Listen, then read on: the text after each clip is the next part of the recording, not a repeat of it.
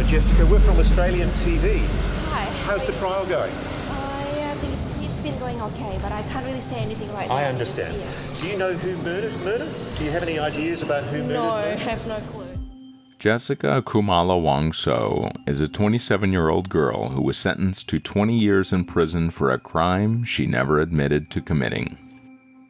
At first, Jessica laughed when she was accused of killing her friend, but when the trial ended, the decision shocked the world because many believe that the court had made the wrong decision. Stick to the end and let us know what you believe. This is the story of the girl who killed her best friend with poisoned coffee.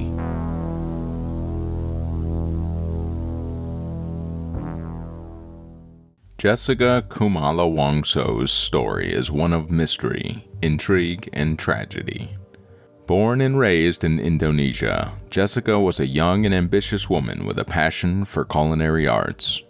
Her dreams took her to Australia, where she pursued her studies and built a life for herself. It was there that she met her Australian boyfriend, Patrick O'Connor, with whom she shared a close relationship.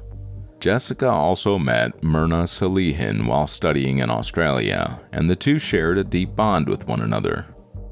After completing her studies, Jessica returned to Indonesia, where she worked as a food and beverage consultant.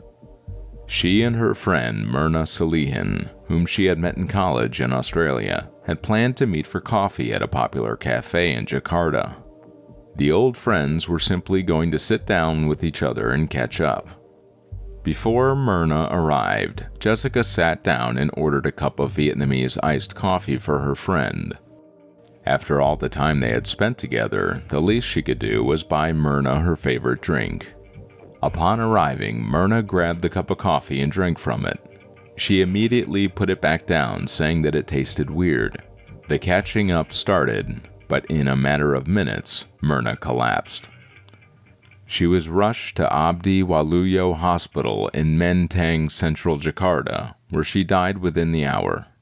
The friendly catch-up between two friends turned into a murder scene, and Jessica Wongso was at the center of it. Myrna Salihin's death was a shocking and tragic event that left many questions unanswered. The autopsy report revealed some chilling details that added to the mystery surrounding her untimely demise. According to the report, Myrna had ingested a significant amount of cyanide, a highly toxic substance that can cause death within minutes. The autopsy also revealed that the cyanide had caused significant damage to Myrna's internal organs, including her lungs and brain, indicating that she had suffered greatly before succumbing to the poison. The report's findings only deepened the mystery surrounding the case, raising questions about who might have wanted to harm Myrna and why. With Jessica Humala Wongso being the only other person present at the cafe at the time of Myrna's death, suspicions began to swirl around her, and the investigation took a dramatic turn. This was when Jessica started to worry about her future. Jessica was now an only suspect. And even if you know you're innocent, being an only suspect is never a good thing. She was in the spotlight, and all the pressure from the public was forcing the police to act. The trial began a month after Jessica was named a suspect. The first time Jessica was accused of murdering her friend, she laughed. She maintained this stance throughout the trial. Now, the first thing to look at was the security cameras in and around the place where the two girls were sitting. The drinks came and were placed on the table. The view of the drinks was blocked by the shopping bags Jessica had placed on the table. This meant that the security footage was now a total waste, and there was no way of telling if Jessica put something in the drink or not. Viewers around the world felt it was too convenient for the drinks to be blocked from sight by the bags for it to be a coincidence. This sparked more spark and controversy, with more and more people demanding punishment for Jessica. The fact that the trial was getting publicly covered and shown on all the screens in the country was not good news for the 27-year-old girl who was just looking for some support. Since the security camera revealed nothing, the trial went deeper. Jessica's relationship with Patrick was brought to light. where it was revealed that Myrna used to tell Jessica to break up with Patrick again and again. Many people thought that behavior was typical of close friends and wasn't anything worth killing someone over, and more focus was shifted to Jessica's mental health. The topic of Jessica Wongso's mental health was a subject of much discussion during her trial and continues to be a matter of interest to many. While some have speculated that she may have had underlying mental health issues that contributed to her actions, others have argued that this is simply a distraction from the core issues at play in the case. During the trial, there were conflicting reports about Jessica's mental state. While some witnesses testified that she appeared anxious and stressed in the days leading up to Myrna's death, others described her as calm and composed.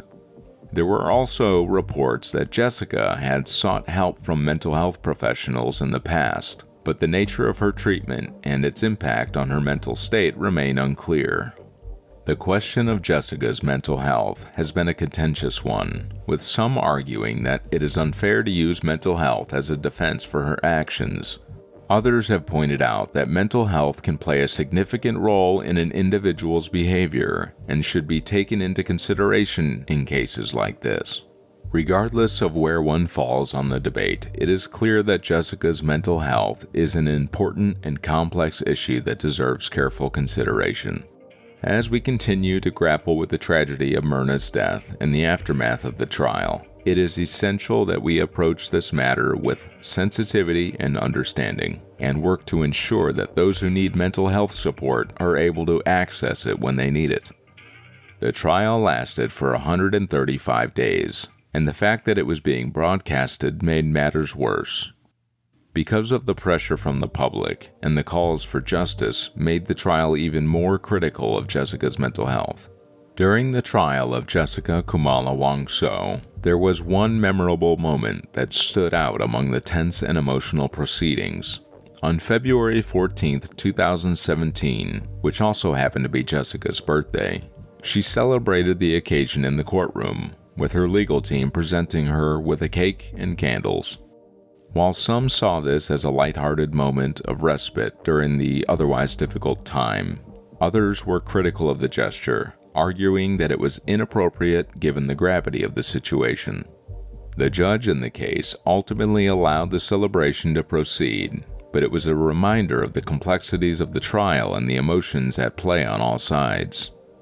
The image of Jessica blowing out candles on a cake in the midst of a murder trial was a surreal and somewhat jarring one, and it spoke to the intense media attention and public interest in the case.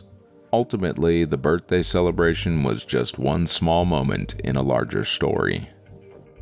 On October 27, 2016, the court found Jessica Humala Wongso guilty of the premeditated murder of Myrna Salihin. The court said that she was the only one who laced Myrna's drink.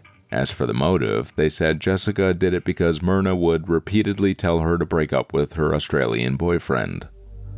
The decision made in Jessica Wongso's case was a subject of much discussion and debate, both in Indonesia and around the world. Many people were pleased with the outcome of the trial, believing that justice had been served and that Jessica had received a fair trial. There were also those who disagreed with the verdict, arguing that there was not enough evidence to convict Jessica beyond a reasonable doubt. Some felt that the trial had been biased against her, while others believed that her conviction was motivated by political or personal factors. The reaction to the trial was particularly intense in Indonesia, where the case had received widespread media coverage and was seen as a symbol of the country's struggle to combat corruption and uphold the rule of law.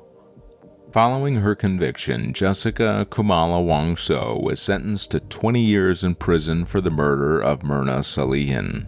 Her life in prison has been a significant departure from the one she led before her arrest.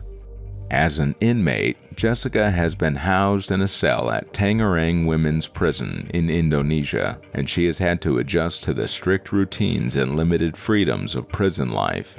She has had little contact with the outside world aside from visits from family and her legal team, and has had to adapt to a much more confined existence. Despite the challenges of her new situation, Jessica has reportedly attempted to make the best of her time in prison. She has reportedly engaged in a number of activities and programs offered to inmates, including religious and educational courses. She has also been known to spend time reading and watching television, as well as engaging in regular exercise routines. At the same time, Jessica has also faced her share of struggles while in prison. She has had to contend with rumors and speculation about her case, as well as the ongoing scrutiny of her actions leading up to the trial. Additionally, she has had to adjust to life without her former friends and family, and to the prospect of many years behind bars. It would be correct to say that Jessica's life got turned upside down, and punishing someone for their guilty deeds is justice. But what if she didn't do it? In that case, Jessica is just a poor girl who was in the wrong place at the wrong time. Was she guilty? This is where the evidence given in the case comes in. Like most cases, the case of Jessica Wongso was heavily reliant on the presentation and interpretation of evidence. At the center of the case was the claim that Jessica had intentionally poisoned her friend Myrna Salihin, leading to her untimely death. The evidence presented in the case was complex and multifaceted. Prosecutors argued that they had a clear motive for the crime, a falling out between two friends, as well as a significant amount of circumstantial evidence, including text messages and video footage, that they claimed implicated Jessica in the poisoning. The security camera footage was part of this evidence. However, the defense team had a different interpretation of the evidence. They argued that the prosecution had not presented any direct evidence that definitely proved that Jessica had been responsible for Myrna's death. Instead, they contended that the prosecution's case was built on speculation and conjecture rather than hard facts. One piece of evidence that was particularly contentious was the bottle of iced coffee that was allegedly used to poison Myrna. The prosecution argued that the bottle contained cyanide, a deadly poison that could have been responsible for her death. However, the defense team pointed out that there were no fingerprints or DNA evidence linking Jessica to the bottle, and that the prosecution's claims were based on shaky circumstantial evidence. In the end, the court found Jessica Humala Wongso guilty of murder and sentenced her to 20 years in prison. But do you agree? As you can tell, the evidence is so fragile that the verdict could have gone either way. Yes, Myrna repeatedly told Jessica to break up with her boyfriend. Yes, Jessica had mental health issues. Yes, the view of the drinks was conveniently hidden from sight before Myrna arrived. But none of these facts are enough to prove that Jessica is guilty. Not to mention the fact that the two women were very good friends and had spent quite a few years studying together. That's what most of the people who followed the case while it was happening thought. Now that you know the story and the facts, what do you think? Was Jessica Humala guilty? Could she really poison her best friend in a public place?